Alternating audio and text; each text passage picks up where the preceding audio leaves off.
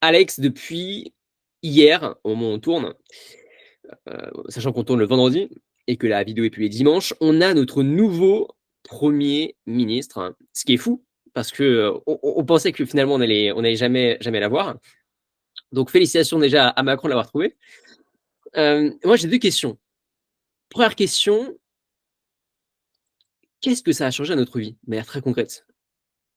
Je te pose cette question-là parce que moi je suis entrepreneur, entrepreneur du digital, donc j'ai l'occasion de bouger un peu partout dans le monde.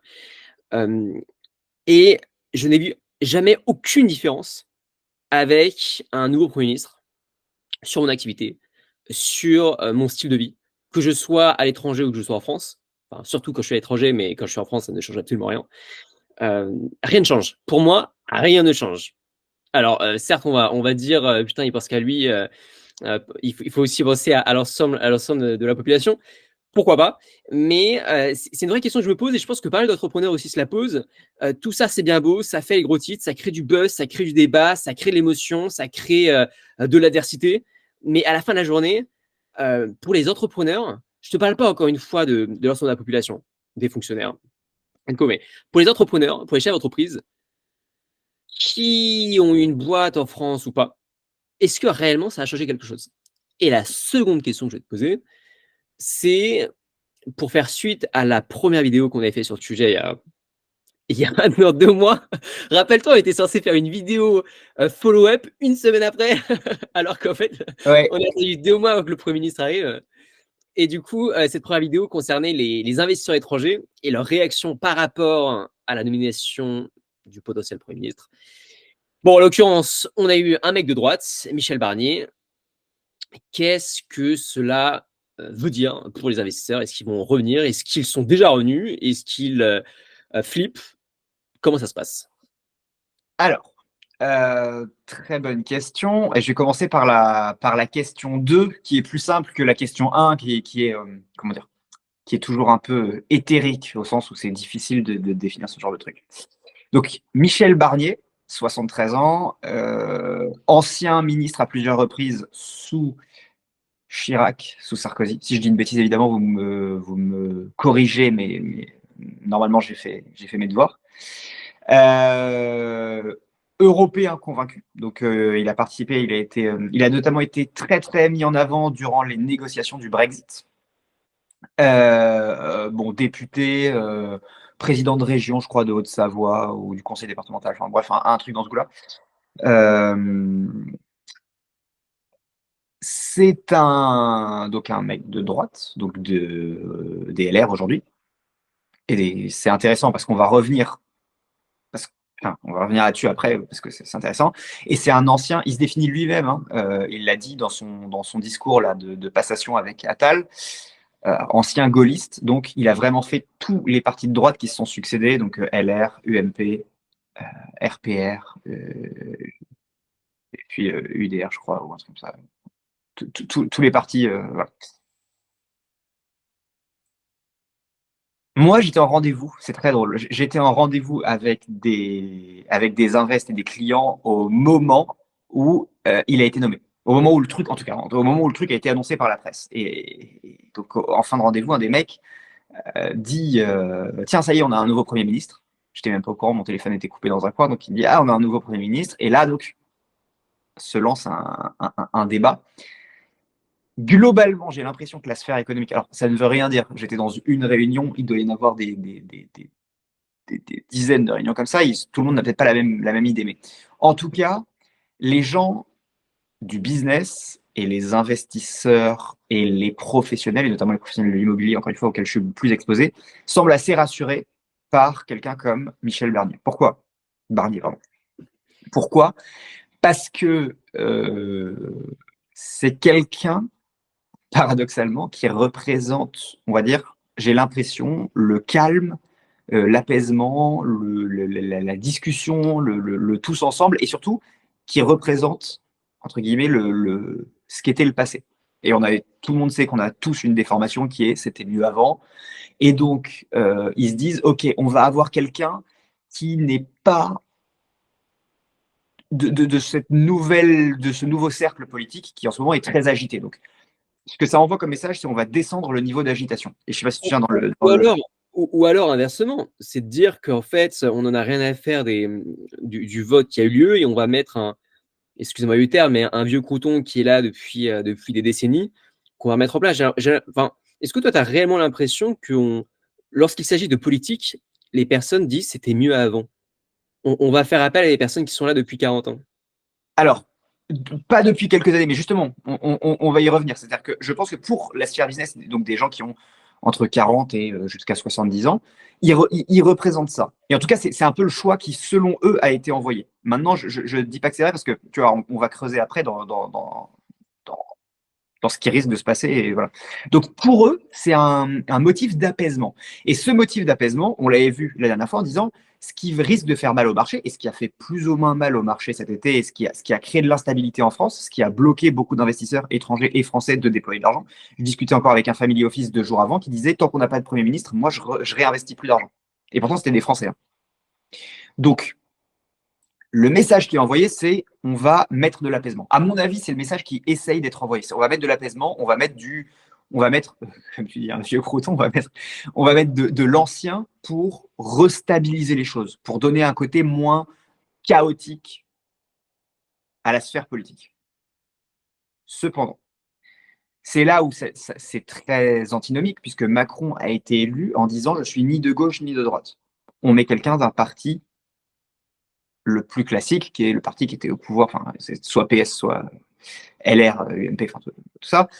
On met quelqu'un d'un parti le plus classique. C'est-à-dire qu'il aurait pu aller chercher quelqu'un d'autre à droite, quelqu'un d'un parti un peu moins représenté, ou quelqu'un qui était, on va dire, sans parti, pas encarté, machin. Non, non, il a pris quelqu'un de très traditionnel qui a fait partie des gouvernements que lui-même, Macron, disait combattre. Ni droite ni gauche, on est la nouvelle alternative, on est pragmatique, on est, enfin, bref, la société publique, le machin, je vais faire venir un médecin à la santé, et puis voilà. Donc, déjà, il enlève ça, il dit, OK, on fait marche arrière là-dessus.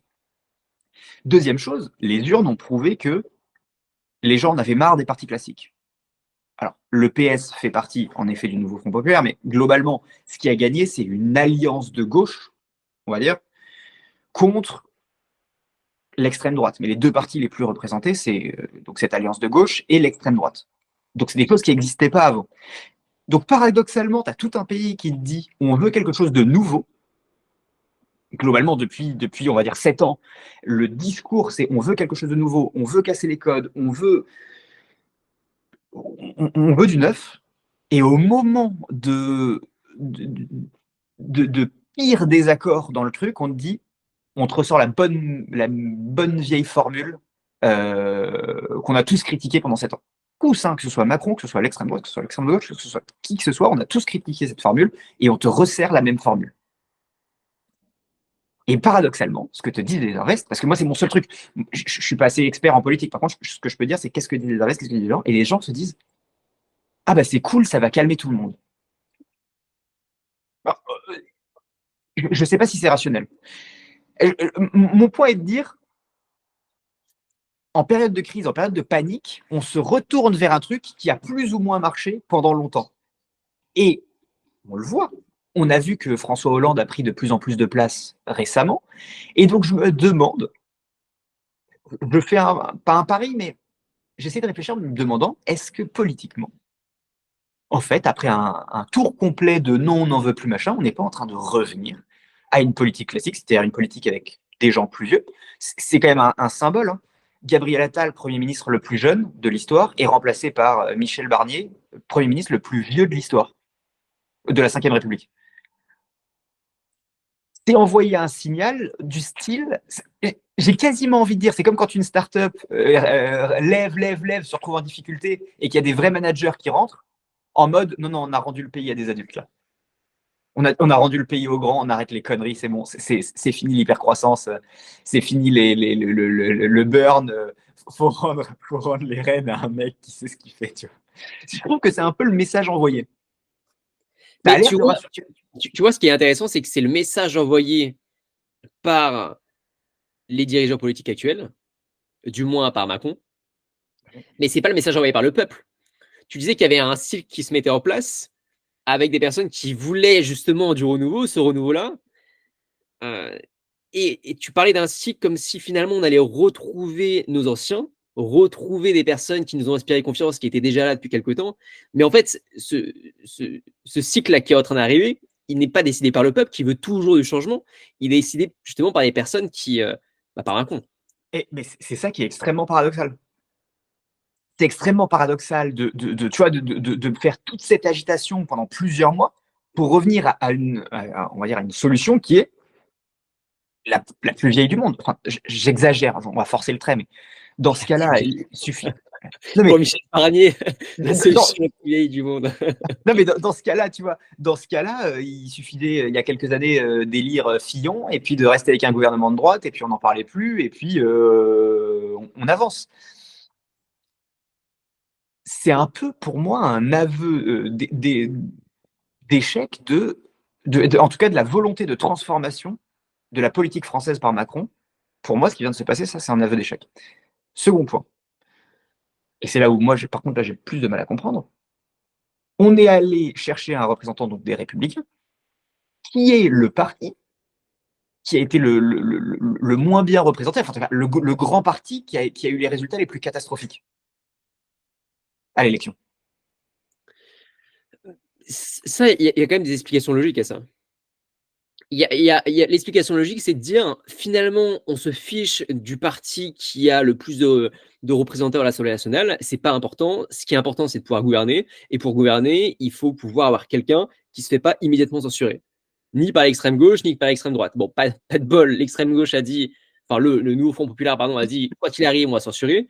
Macron a dû se dire: «Bon, pas le choix, du coup, il faut que j'obtienne l'aval du Rassemblement national». Et donc, du coup, ils sont allés chercher Michel Barnier. Donc, l'idée, c'était pas tant d'aller dans la direction du peuple, et c'est peut-être quelque chose d'ailleurs d'assez triste qu'on peut regretter, à mon avis, qui va causer beaucoup de tort à Macron, mais plutôt de dire, enfin, c'est un choix stratégique de Macron, c'est est-ce qu'on va dans la direction du peuple ou est-ce qu'on va dans la direction de on va gouverner le pays, on va essayer de faire avancer les choses.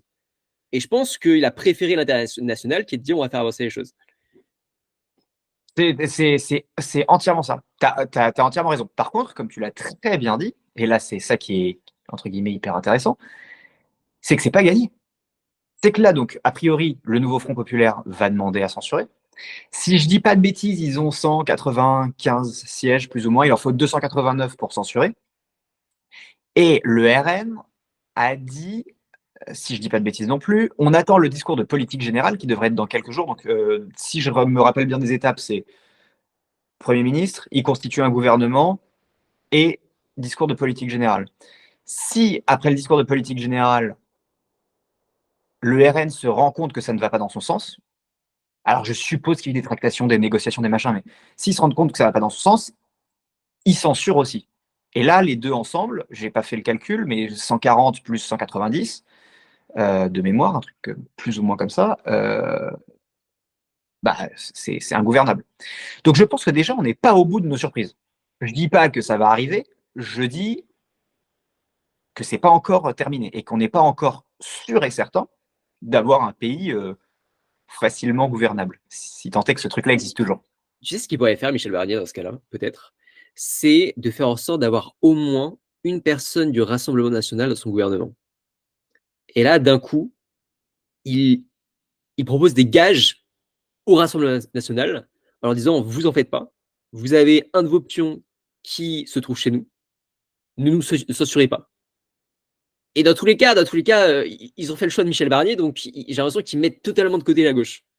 Là, c'est acté, Ah bah, la gauche est mise de côté, dans tous les cas, ils allaient tout censurer.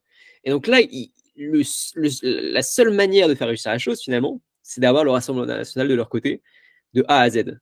Du moins dans les prochaines années qui arrivent, pour faire en sorte que le gouvernement puisse agir. Et soit ils prennent le risque de devoir négocier à chaque loi qu'ils essaient de faire passer, ou alors ils se disent: OK, on va faire entrer le loup dans la bergerie, sans mauvais jeu de mots, hein. Et dans tous les cas, ils vont pas venir censurer un gouvernement dans lequel il y a des membres de leur parti qui se trouvent. ça n'est pas faux. Ce serait étrange, mais ce serait, enfin, comment dire, factuellement vrai, ce que tu dis. Enfin, factuellement stratégique, on va dire. On va appeler ça comme ça. Donc, pour revenir sur la question de comment la sphère économique, et encore une fois, on est à moins de 24 heures de l'annonce, donc tout ce qu'on dit là est à prendre avec des pincettes, mais on va dire, c'est ce qu'on peut entendre depuis des rendez-vous que j'ai eu entre hier soir et ce matin. Ça a quand même l'air de rassurer. Ça a quand même l'air de rassurer, et ça a quand même l'air de rassurer la sphère. Alors, j'ai pas eu d'étrangers entre temps. Donc, je peux pas te dire comment réagit un Américain, un Anglais ou un je sais pas quoi. Mais par contre, ce que je peux te dire, c'est qu'en France, sur la sphère économique, ça a l'air de rassurer.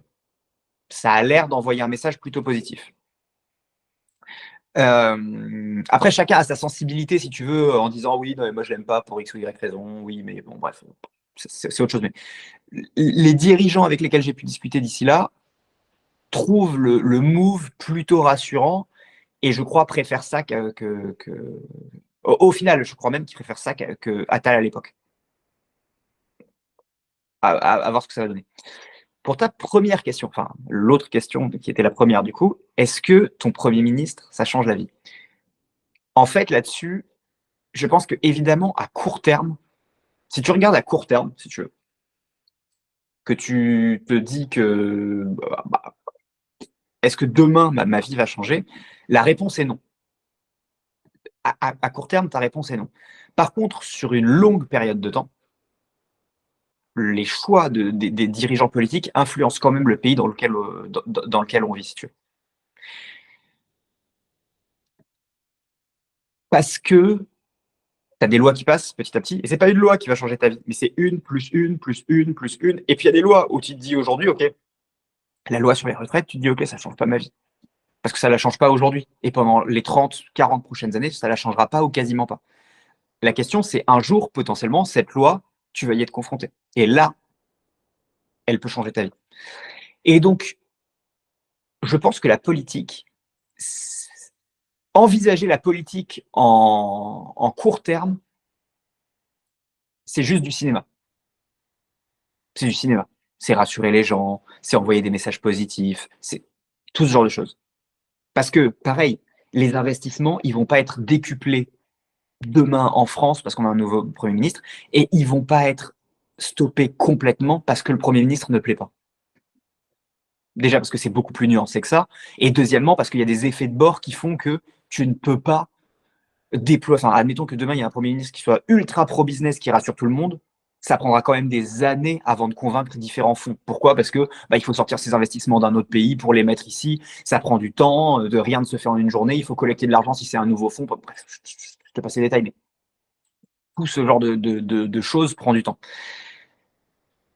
Et à l'inverse, stopper des investissements en France, quand ils sont déjà engagés, qu'il y a déjà des actifs dans le pays, qu'il y a déjà des boîtes, tu peux pas claquer des doigts et sortir la boîte, la délocaliser. C'est quand même des choses qui prennent du temps. Et sur des portefeuilles énormes, c'est des choses qui peuvent prendre des années.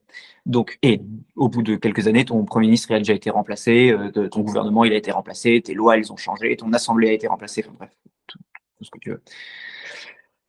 Donc, je pense que c'est des choses qui ne s'envisagent qu'à long terme. C'est-à-dire que tu peux pas, à mon avis, mon idée, c'est que tu ne peux pas envisager la politique à court terme. Enfin, envisager la politique à court terme, encore une fois, c'est pour amuser la galerie.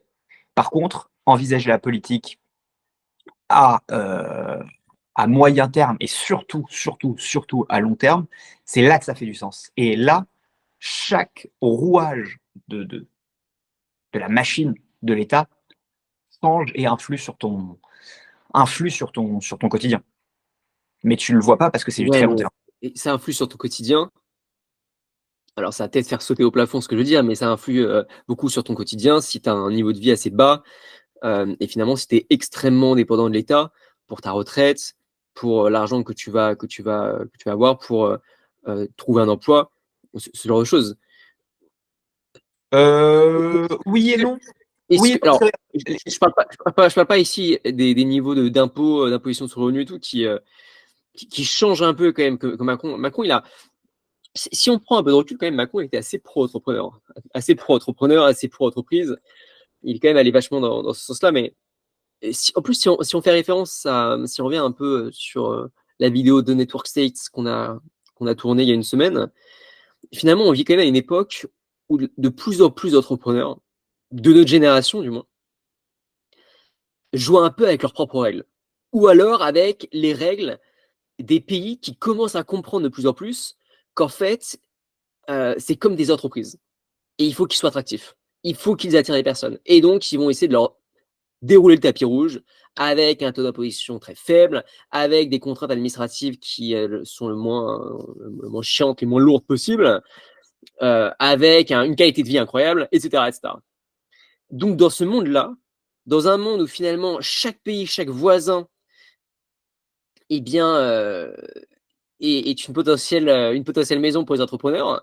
Est-ce que avoir un nouveau Premier ministre, ça a vraiment influé, sachant que tout ce qui les débats sur la retraite, enfin, on pense que finalement, lorsque nous on va toucher la retraite, bah, on va jamais la justement jamais, jamais la toucher. Et que finalement, tout ce qui va être augmentation du SMIC, bah, ça va pas immédiatement nous concerner, même si forcément on a des employés. Donc, si finalement ça peut nous concerner, hein, je réfléchis en même temps que je parle, donc je me contredis en même temps que je parle. Mais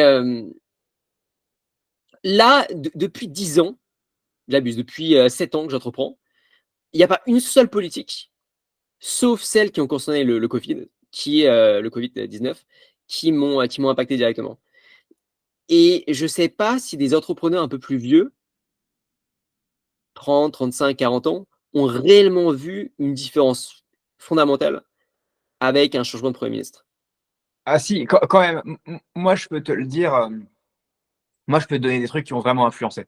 En bien ou en mal, hein, c'est pas le sujet, Ok, mais ok. par exemple, donc encore une fois, moi je suis exposé à l'immobilier. Ah oui, Toutes les lois de ok, bien sûr, l'immobilier ont quand même changé la dynamique du marché. Et bien sûr.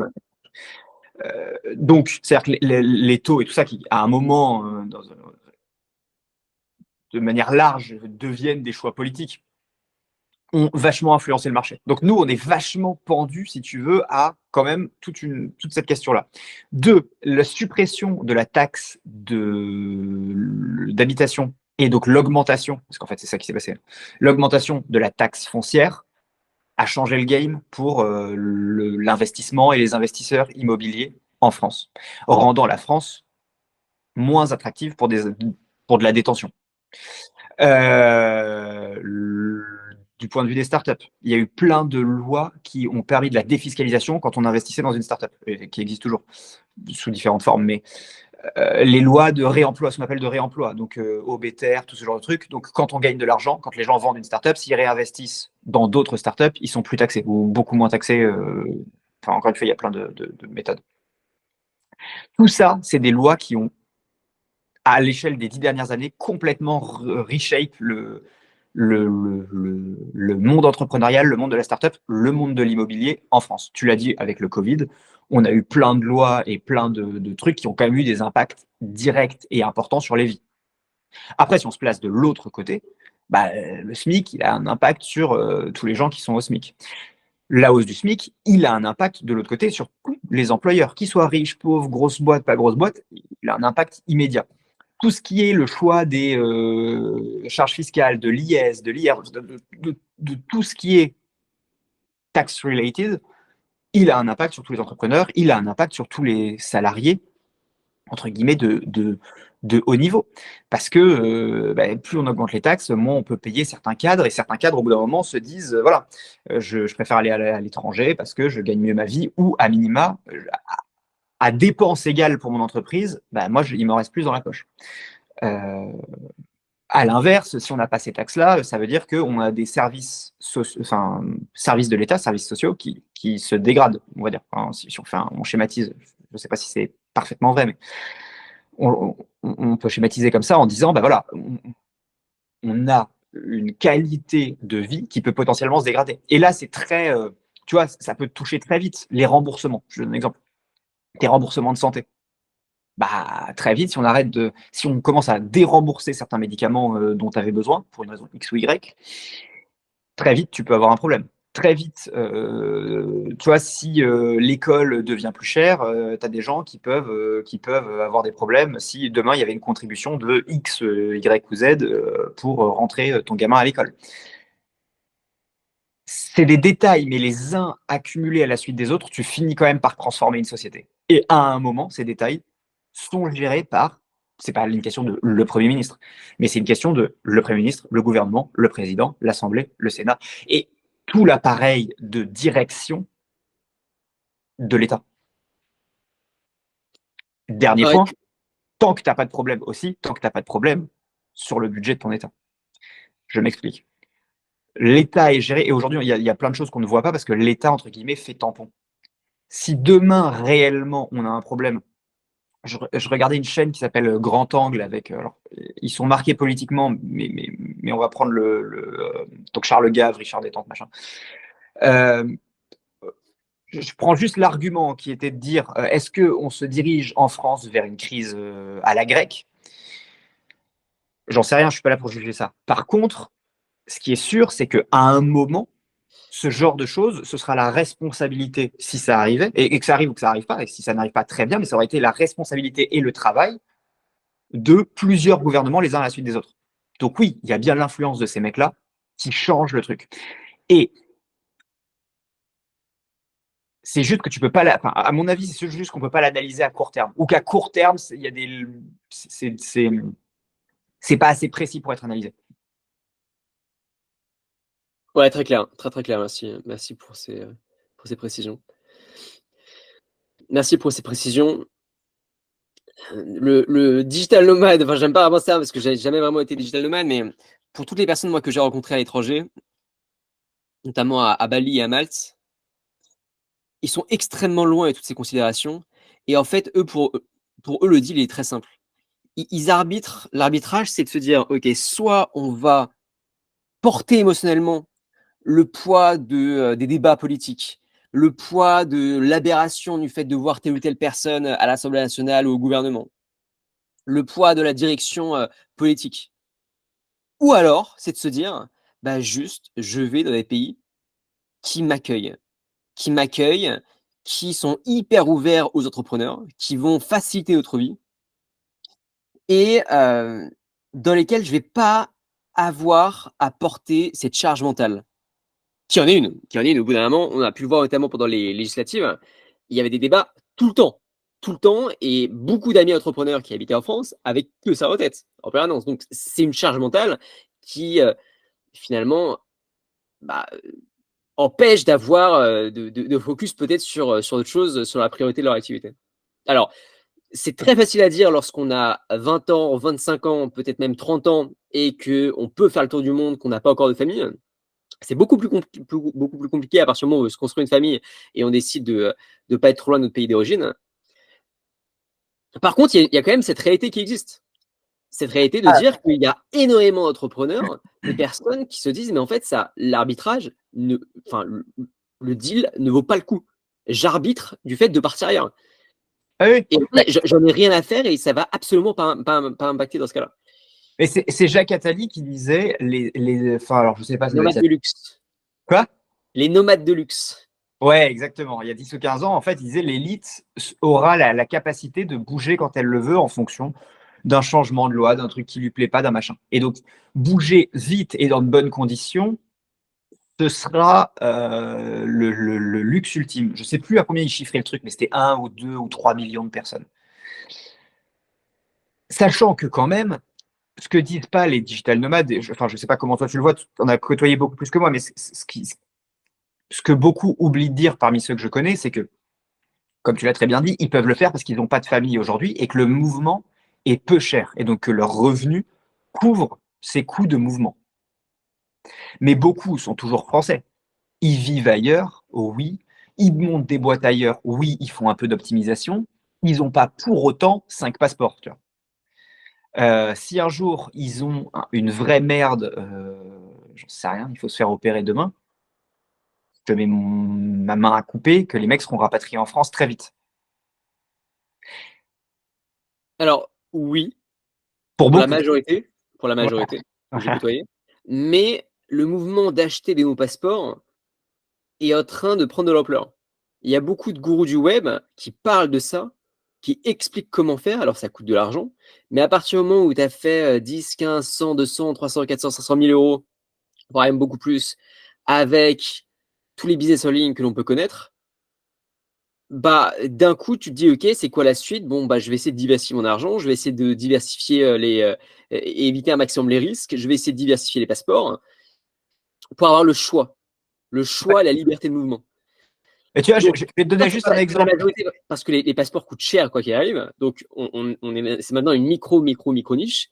Mais il n'empêche qu'il y a quand même cet arbitrage qui se fait parmi pas mal d'entrepreneurs. Bien sûr. Mais je vais te donner juste un exemple, parce que souvent, on a tendance à oublier ça. Le, j'ai un pote qui a eu une maladie un peu grave, qui a mis vraiment du temps à passer. Truc sérieux. Et un jour, il a reçu la facture, évidemment payée par la France, de ce que ça aurait coûté. Parce que ça a coûté à la collectivité, et, enfin, au collectif, à nous, à tout le monde, et de ce que ça lui aurait coûté à lui directement si on n'avait pas ce système-là. La facture, c'était un tout petit peu moins de 4 millions d'euros. Donc je peux te dire que c'est pas juste faire 20 000 euros par mois. Quand tu dois sortir 4 barres cash de liquide, hein, que tu dois sortir demain pour être soigné. Ouais, mais c'est 2 choses différentes ça. C'est des choses différentes parce qu'en soi, un entrepreneur qui part dans un autre pays comme, alors Dubaï, je sais pas réellement comment ça marche, mais les États-Unis, ils prennent des mutuelles privées, alors qui leur coûtent cher, mais qui couvrent ce genre de choses. Alors, Je serais curieux, alors je sais pas si c'est vraiment dans le thème de la chaîne, mais je serais curieux de creuser davantage cette histoire de sécurité sociale, parce que c'est toujours l'argument qu'on amène sur le fait que bon bah la France géniale, on a la meilleure protection. Si on tombe malade, tout le monde retourne en France, génial. En attendant, on a un hôpital qui semble-t-il est en grande difficulté. Et c'est comme si finalement les autres pays étaient totalement à la ramasse sur le sujet. Les quelques amis que j'ai à Dubaï me parlaient d'un hôpital public de Dubaï, je crois, qui est gratuit, même pour les personnes qui ne sont pas citoyens directement de Dubaï, et qui est extrêmement moderne. Oussama Hamar, alors c'est pas, il n'est pas forcément connu pour être la personne la plus honnête ou crédible du monde, mais il racontait que lui, c'est un homme qui a un surpoids. En France, lorsqu'il faut faire une prise de sang et lorsqu'il faut faire un vaccin, eh bien, bon courage pour trouver la veine. C'est lui qui l'expliquait avec ses propres mots. À Dubaï, tout était ultra robotisé. Il y avait une machine avec une petite lumière qui savait exactement où planter la chose. Bam, ça se faisait de manière automatique. Au revoir, monsieur. Ciao. Et en plus, je crois que justement l'hôpital public a vérifié, mais d'après ce qu'il disait, donc à prendre avec des pincettes, et ben, ce serait gratuit. Donc, ce serait quand même intéressant de creuser pour voir si vraiment cet argument qu'on nous ressort en permanence est justifié ou pas. alors, je pense qu'il y a quand même beaucoup de pays. Honnêtement, j'en ai aucune idée. Il y a beaucoup de pays qui font des efforts. Mais tu vois, je te donne un exemple où j'ai vécu en Inde. Ah oui. Euh, là, là, alors c'est peut-être un mauvais exemple, tu vas me dire, mais je te garantis que tu n'as pas envie de tomber malade parce que l'hôpital public, je suis passé devant, je suis rentré, en fait, c'était ouvert. Euh, Mauvais bail. Par Non, mais contre, c'est différent. Pour ils le ont coup, des c'est différent. hôpitaux privés incroyables, ça c'est sûr. Pardon, excuse-moi. J'ai Par pas contre, ils entendu. ont des hôpitaux privés qui sont incroyables, mais c'est extrêmement cher. Pour le coup, l'Inde, c'est différent parce que ces pays en développement, déjà, connaissent une croissance de dingue. Donc, je pense, enfin, t'es allé en Inde il y a quelques années, il y a 5 ans au moins. Ouais, ouais, il y a 6 ans, ouais. Donc, tu serais curieux de voir, tu serais surpris de voir à quel point ça a pu évoluer. Probablement, ouais. Et puis, ouais, c'est pas forcément les meilleurs exemples, peut-être. Mais regardez ce qui se passe aux États-Unis. Je sais pas, justement, ce que je vais faire, je vais regarder ce qui se passe aux États-Unis, ce qui se passe en Chine, ce qui se passe à Dubaï, ce qui se passe dans les Émirats en règle générale. J'aimerais bien pouvoir comparer réellement l'offre gratuite, l'offre privée. Ouais. Est-ce que c'est vraiment moins cher ou pas? Est-ce que la qualité est vraiment moins bonne ou pas? Et est-ce que les personnes qui tombent malades dans ces pays retournent en France pour se soigner ou est-ce qu'ils préfèrent rester à Dubaï? Ah non, c'est une très bonne, c'est clairement une très bonne question. Mais même si c'est pas évidemment le focus de la chaîne, je pense que là où on a plus ou moins raison, c'est de dire, et c'est l'analyse d'Attali, c'est de dire, ok, la politique, elle touche ceux qui y sont exposés le plus, et plus tu es exposé à la politique, plus tu as d'intérêt à y aller. Et c'est pas, je pense, c'est pas juste une question de classe ou ce genre de truc, c'est vraiment, est-ce que tu es très exposé à la politique? Tu peux faire, j'en sais rien, euh, gagner 15 000 euros par mois. Si tu es full français avec tout ton patrimoine en France, tous tes investissements en France, tu n'es exposé qu'à la France, même si tu as 10 000, tu es très exposé au truc. Alors que tu peux toucher 2 000 euros, mais si tu es un freelance à Malte, potentiellement, il y a beaucoup moins de trucs qui te touchent. Tu vois. Enfin, je pense que c'est pas juste une question de revenus ou de classe ou de je sais pas quoi, mais c'est plutôt une question de niveau d'exposition à la France, bon là dans le cas qui nous concerne, mais au pays en question. Et je pense que plus tu es exposé au pays, plus tu es exposé au comment dire, plus tu es exposé à sa politique et donc aux impacts de sa politique. Enfin, c'est un peu la conclusion du truc, c'est de dire, donc pour répondre à ta question, oui, ça va changer la vie de gens, mais c'est juste que ça va le faire lentement, et c'est pas forcément cette nomination de hier qui va changer quelque chose. C'est l'ensemble des nominations et l'ensemble des choses qui se passent dans la vie politique du pays qui changent les choses. Et je pense que l'épisode qu'on vient de vivre et qui est peut-être terminé, à savoir cette période d'incertitude, laissera dans l'histoire politique une marque qui sera, voilà, on a eu une période d'incertitude, voilà comment ça s'est passé, voilà ce qu'on en a appris, voilà ce que ça a déclenché, parce que je pense que pendant cette période-là, il ne s'est pas rien passé non plus, ça a dû déclencher des choses qu'on ne voit pas aujourd'hui, peut-être positives, peut-être négatives, peut-être que ça a été une prise de conscience pour des gens, enfin, bref, peu importe, mais c'est toujours des périodes qui sont signifiantes. Il n'y a pas de périodes qui sont, comment dire, inutiles. Il n'y a pas de périodes qui n'ont aucun impact. Chaque période et donc chaque mouvement et chaque interaction politique finit par avoir un impact sur le très long terme, je pense. C'est un peu ma vision sur le truc, moi. C'est de dire. Ok, super intéressant, très intéressant. Ok. Dernière question, si tu as du temps. Ouais, oui, bien sûr. Que je viens d'avoir. Donc, il y a eu l'épisode des législatives. Il y a Macron qui est de plus en plus remis en question, mais bon, ça tombe bien parce que, tous les cas, il ne va pas se représenter à nouveau. On est allé chercher Michel Barnier pour la stabilité. Et je suis assez d'accord avec toi sur le fait qu'en temps de crise, ça fait quand même du bien. Enfin, c'est pas ce que tu as dit, mais je pense que ils ont fait ça dans cette logique de dire, OK, on va aller chercher quelqu'un qui est calme. En plus, Michel Barnier, c'est quelqu'un qui est connu pour être calme et pour savoir trouver des compromis. Si pareil, il parle à tout le monde et il est Oui, très bon pour trouver des compromis. oui, Voilà, c'est pas quelqu'un qui. Et je sais pas si tu as écouté son discours d'investiture, juste oui. à côté de Gabriel Attal, mais j'ai trouvé très calme et j'ai pas trouvé que c'était un shark, j'ai pas trouvé que c'était un requin, j'ai pas ressenti de trucs négatifs en l'écoutant. J'ai trouvé posé et dans une volonté de bien faire. Alors ça peut paraître débile, mais lorsqu'on entend, c'est pas toujours ce qu'on ressent lorsqu'on entend les hommes politiques parler, à partir du moment où ils ont une fonction. J'ai l'impression que c'est un type qui n'est pas forcément imbu de lui-même. Dans tous les cas, il a 73 ans. À mon avis, maintenant, il dit plus. Il n'a pas forcément d'ambition politique. Je crois pas. Peut-être que je me trompe, mais à mon avis, il n'a pas plus d'ambition que ça. Et on allait chercher pour sa compétence et pour le fait qu'il sache rassembler. Donc je trouve que c'est plutôt, je trouve que c'est intéressant. D'ailleurs, si on veut jouer un peu les people, à la toute fin de son discours, ce qui est intéressant, c'est qu'au moment où il veut serrer la main de Gabriel Attal, le mec ne lui redonne pas la main. Je sais pas ce qu'il se dit à ce moment-là, mais il continue à applaudir et il ne lui redonne pas la main. Bon, c'est du people, mais j'ai trouvé ça Ouais. intéressant. J'ai pas mis en boucle cette session parce que je voulais entendre ce que Attal lui disait à ce moment-là, mais j'ai pas réussi à le faire. Ma question est la suivante. C'est quoi la suite?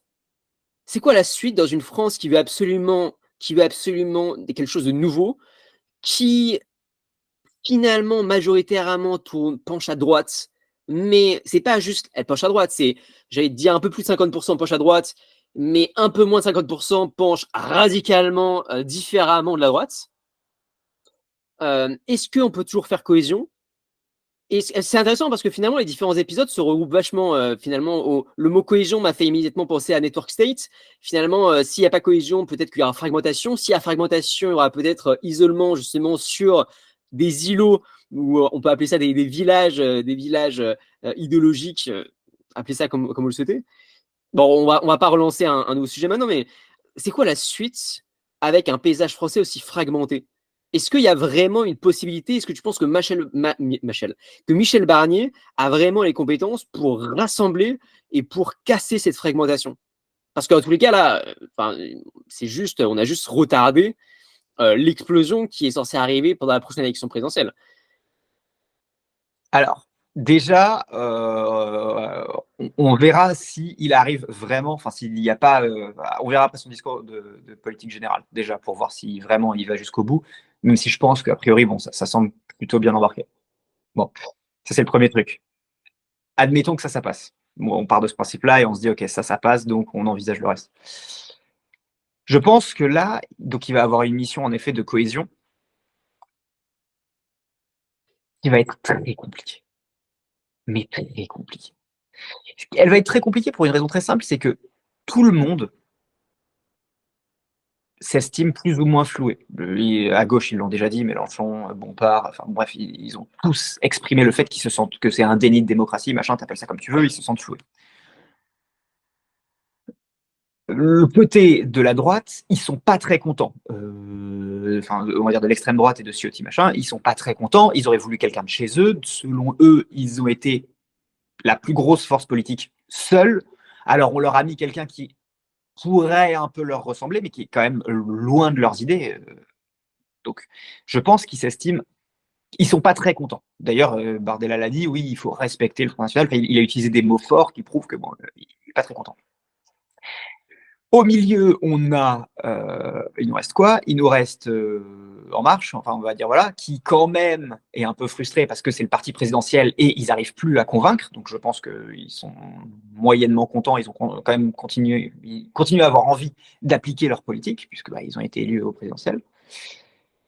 Et t'as LR qui doit être content puisqu'ils ont un mec de chez eux. Je trouve que ça sort un peu du chapeau. Enfin, d'un point de vue purement représentation, ils se retrouvent avec un mec. C'est le gagnant pour le coup. Voilà, pour le coup, eux, C'est ils se fou. retrouvent. Bon, C'est le dernier qui a la médaille d'or. c'est ça, exactement. Donc, il est possible que ce soit extrêmement, extrêmement, extrêmement, extrêmement agité à l'Assemblée.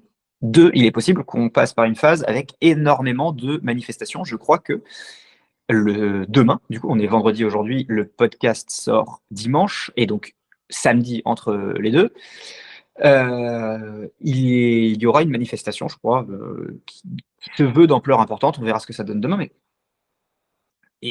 on sent déjà qu'on marche sur des œufs. Je pense qu'on n'est pas à l'abri d'un truc du style gilet jaune 2.0, enfin, ce genre de truc-là. Je pense, mais j'en suis assez convaincu, que ça va se jouer, le calme et le retour au calme, on va dire dans les 6 mois, 8 mois, 1 an qui viennent, va se jouer sur le volet économique. Est-ce qu'on arrive à sortir la France de la situation dans laquelle elle est? Il commence à y avoir de plus en plus de trucs inquiétants. Il y a une stat qui est parue dans Les Échos il y a quelques jours. 67 000 entreprises françaises ont fait faillite. Le plus haut depuis, je sais plus, 2008 ou avant 2008. Ouais, mais ça, c'est à nuancer quand même. Hein. Cette stat est vachement nuancée. Pourquoi tu la nuances? Pour plusieurs raisons, j'en avais fait un post dans le sanctuaire. Euh, on regarde le nombre de boîtes qui ont fait faillite sans comparer à l'augmentation aussi de la création de nombre de boîtes. Forcément, si avant le Covid ou pendant le Covid, il y a plein de personnes qui se sont dit OK, let's go, je vais entreprendre, je vais lancer mon business, mais que forcément, s'il y a une augmentation de création, il y a logiquement une augmentation de personnes aussi qui font faillite, toutes choses égales par ailleurs. Deuxièmement, ça prend en compte uniquement les boîtes qui ont levé des fonds et pas les boîtes qui ont bootstrappé. Donc, et il y a de plus en plus de boîtes qui bootstrap. Non, 67 000, c'est pas ça. 67 000, ta stat de 67 000, c'est l'ensemble des boîtes. L'ensemble des boîtes. Ok, pardon. Toi, tu Moi, je parles des faisais 200 faire une data startups. de. Pardon, Toi, ouais. toi, tu De parles des cash 200 flow. startups ayant levé, qui ont fait faillite, ayant levé dans l'année précédente. C'est ça? Ouais, c'est ça. Ouais. Ouais, Ouais. bah, noyade. Ouais, mais dans tous les cas, le premier argument reste valable. Le premier argument reste valable. Il faudrait le ratio exact. Mais Mm. je crois quand même que le ratio est en augmentation. Il y a un deuxième truc. Tu as beaucoup de boîtes du luxe en ce moment qui sont quand même le gros driver du CAC 40, qui se font défoncer. Il faudrait regarder. Je crois que depuis le début de l'année, alors en tout cas sur les 6 derniers mois, je crois que LVMH, c'est moins 20%. Hermès, ça doit être moins 25%. Il y a quand même des De serre ou au niveau de la valorisation en bourse? valorisations en bourse. Bon. C'est des indicateurs qu'on peut remettre en question, hein, qu'on soit d'accord. Je ne dis pas que c'est ça. Je dis juste que l'écosystème mondial, hein, pas que la France, ils appellent ça, aujourd'hui, il y a un terme pour ça, c'est les polycrises. Donc, tu mélanges le Covid, l'Ukraine, le Moyen-Orient, l'inflation, les problèmes de dette, tu mets tout ça ensemble, ils appellent ça les polycrises. En gros, je te fais un gros paquet de tout ce qui ne va pas et je te dis c'est le problème. Oui, évidemment. Je te prends tout ce qui ne va pas, je les additionne, oui, c'est le problème. C'est clair. Cette idée de polycrise, si tu veux, ce qu'elle dit surtout, c'est on ne sait pas trop ce qu'il faut régler en premier, on n'est pas bien sûr, c'est le bordel. C'est vraiment ça l'idée de polycrise. Et donc ces polycrises, aujourd'hui, elles impactent négativement la France et l'ensemble des marchés. Donc je pense que ce qui va se passer, c'est qu'on va juger, à mon avis, sur les 12 prochains mois, ce gouvernement à est-ce qu'il est capable, oui ou non, de remettre, il ne remettra pas le pays sur pied, hein, qu'on soit bien d'accord, mais est-ce qu'il est capable de remettre de l'élan et du dynamisme dans l'économie? Et ça, il n'a pas toutes les cartes en main, hein. Il va devoir jouer avec les taux, il va devoir jouer avec qu'est-ce qui va se passer en Ukraine, avec qu'est-ce qui va se passer au Moyen-Orient, avec qu'est-ce qui va se passer pendant les élections américaines, parce qu'il faut se rendre compte que dans 2 mois, et je pense que ça fera un épisode, évidemment, dans 2 mois, on a des élections américaines qui vont être, je pense, sous tension. Alors tu me diras, oui, comme à chaque fois, mais cette fois, encore plus. Donc je pense que il va être jugé là-dessus. Donc je peux pas répondre à ta question. En fait, je peux pas dire, ce serait nul de te dire oui, oui, il va bien s'en sortir ou non, il va pas s'en sortir. Oui, je pense qu'il a les compétences. Non, ma question, c'était pas ça. Ma question, c'était c'est quoi la suite, quoi? C'est quoi la suite du paysage politique? Est-ce que finalement une France aussi fracturée, fragmentée entre les personnes qui pensent radicalement différentes et nous, c'est une chaîne business, hein. Donc d'un point de vue business, entrepreneuriat, il y a quand même une idéologie qui est majoritairement à gauche pour le coup, majoritairement à gauche qui enfin, ne va pas dans notre sens. Est-ce que c'est vraiment enfin, comment est-ce que tu imagines la suite? Moi, donc, comment j'imagine la suite? Ce serait, si j'étais à leur place, entre guillemets, ce serait se concentrer. Et je pense que c'est pour ça qu'ils ont mis Barnier, qui est un économiste, hein. À la base, on a oublié de le préciser, mais hyper important, c'est un économiste. Si j'étais à leur place, je me focuserais sur les problèmes économiques pour essayer de donner du mou à tout le monde, de relancer, si tu veux, la croissance, de relancer le dynamisme, tout en essayant de maintenir l'inflation à des niveaux pas extraordinaires. Et ensuite, je m'attaquerai au problème de répartition en me disant, OK, il y a peut-être un problème de répartition. S'il y a 50% de la population qui gueule et qui est à gauche, c'est que, OK, entre guillemets, il faut écouter tout le monde. Et utiliser ce gain d'argent et de liquidité pour aider et pour rendre le truc plus acceptable. Mais aujourd'hui, la France, et donc il y a des niveaux de dette qui sont extraordinaires. On a été mis en procédure là, par l'Union européenne. Je pense qu'il est urgent de refaire de la France un pays dynamique, attractif, et plus attractif qu'il ne l'est aujourd'hui. C'est même pas une question de est-ce qu'on est dynamique, attractif, c'est une question de il faut qu'il le soit plus. Et à partir du moment où il le sera plus, je pense que ce sera plus facile de faire de la répartition et d'avoir un peu, entre guillemets, les coups des franges pour piloter le pays un peu différemment et de piloter le pays avec plus de calme. Parce que ce qui manque, c'est du calme. Le problème, c'est que chacun des partis, notamment d'extrême, essaye de mettre de l'urgence. Et on l'a vu là pendant cette période-là. On veut quelqu'un nommé pour jeudi, on veut quelqu'un nommé pour mardi. Si ça passe pas, on gueule. Si ça passe pas, on est dans la rue. Non, non, non, non, non. Et ils essayent de mettre de l'urgence, du bruit, de l'urgence, du bruit. Et c'est ça qui crée cette déformation et tout ça. Mais si on arrive à ramener un peu de calme, et je pense que le calme, il sera prioritairement économique, parce qu'en fait, les questions des gens, si tu les décomposes à un moment, c'était l'histoire, on en avait parlé, je crois, dans la vidéo sur les élections, mais c'est la question du partage du gâteau. Et le meilleur moyen de repousser la question de comment on le partage précisément, c'est de faire que le gâteau soit plus gros. Et alors, c'est un peu, beaucoup de gens vont dire oui, on va vers la décroissance, et peut-être. Mais si on va vers la décroissance, ça veut dire qu'on va avoir des vrais problèmes à résoudre ces problèmes à court terme. Si on arrive à augmenter la taille du gâteau, on résout ces problèmes à court terme et après, on regarde comment on le partage. C'est un peu mon analyse sur le sujet. Et si j'étais Barnier, en fait, la manière dont je lis l'annonce de hier et les choix qui ont été faits, c'est pour mettre ça en place. Parce que sinon, si le but c'était de gérer le social tout de suite, on va dire, tu mets pas un économiste, tu mets pas forcément un mec de droite, tu mets pas forcément un mec plutôt en fin de carrière et qui représente, entre guillemets, pas ça, tu fais un choix différent. Donc pour moi, le choix qui a été fait, c'est fixons l'économie. Ouais, c'est exactement ça. J'ai vraiment l'impression ils ont pris un CEO de crise. Ils se sont dit, Oui, on a besoin d'une personne qui vienne, qui cherche pas à prendre le contrôle sur la boîte, et qui remettent de l'ordre et son seul taf, c'est de dire, c'est ce qu'il a dit d'ailleurs. Je vais dire la vérité, je vais être transparent avec les difficultés que l'on traverse. C'est le. T'as raison. Barnier, CEO c'est de un crise. CEO de crise. Et ce sera le mot de fin. Parfait.